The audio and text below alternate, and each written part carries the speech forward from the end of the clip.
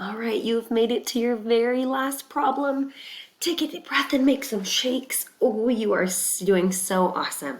Keep it up because this is your last one. Give it all you've got, okay? Listen to the story.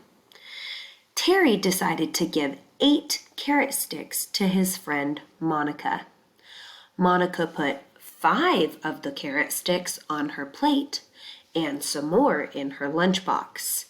How many carrot sticks did Monica put in her lunchbox? Listen again.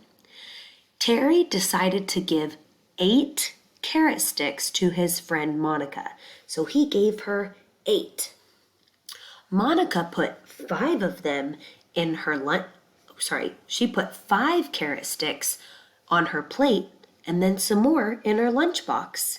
How many carrot sticks did Monica put in her lunchbox? On this slide, I want you to do everything you can to show me a picture to match the story.